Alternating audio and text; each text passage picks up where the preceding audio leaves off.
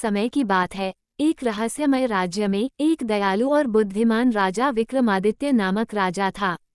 उनकी वीरता, बुद्धिमत्ता और न्याय निर्णयों के लिए वे प्रसिद्ध थे। एक दिन जब वे एक शांतिपूर्ण बगीचे में सैर कर रहे थे, उन्हें एक प्राचीन छिपी हुई गुफा मिली। राजा विक्रमादित्य को इस बात से खौफ हुआ। उन्होंने सोचा कि कहीं इसमें दुष्ट भूत या राक्षस न बस गए हों। लेकिन उत्सुकता से भरे हुए राजा ने गुफा के अंदर जाने का निर्णय किया।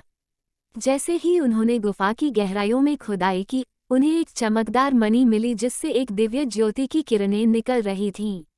अनजाने में यह मणि भेटाल का वास स्थान था। राजा विक्रमादित्य जैसे ही मणि को छूते, भेटाल की आत्मा जागृत हो गई।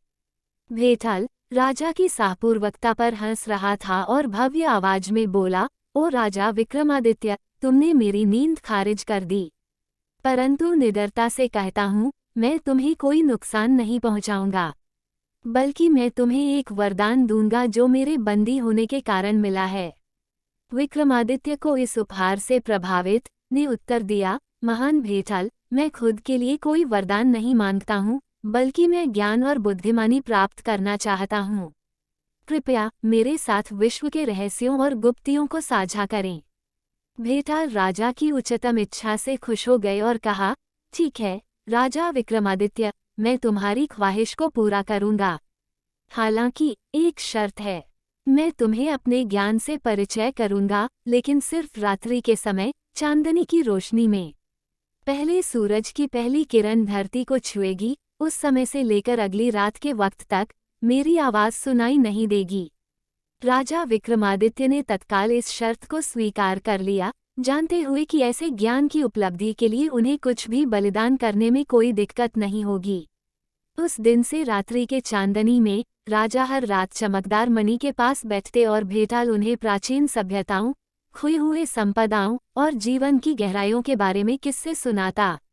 ये रात्रि की अधिवसिंतर मौन सत्र से राजा विक्रमादित्य को ज्ञान का खजाना मिला और उनके राज्य में खूबसूरत और शांतिपूर्ण समृद्धि का संचार हुआ। उन्होंने न्याय निर्णय लिए, पेचीदा मुद्दों को हल किया और अपने अधीनस्थों के लिए बुद्धिमानी के प्रतीक बन गए। लेकिन दिन बीतते जाते हुए एक कपटपूर्ण परिवर्तन हुआ।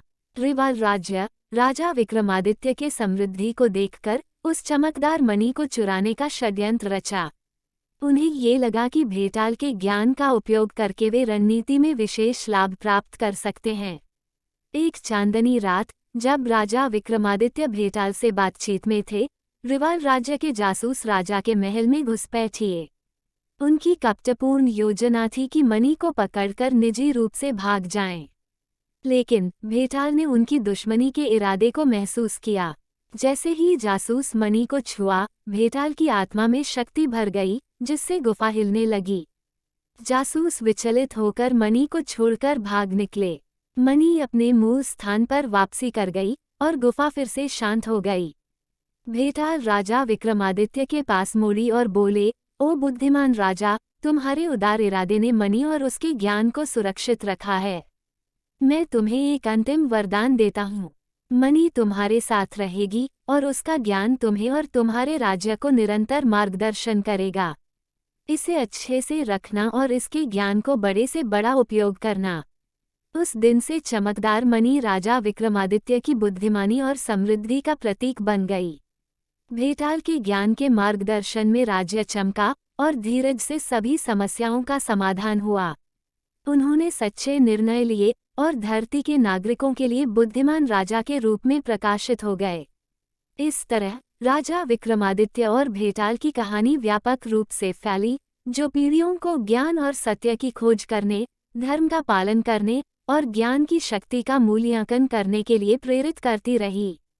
चमकदार मणि सुरक्षित रूप से रखी गई, राजा के न्याय व्यवस्था और प्रकाश भरे जीवन का संचार करती रही।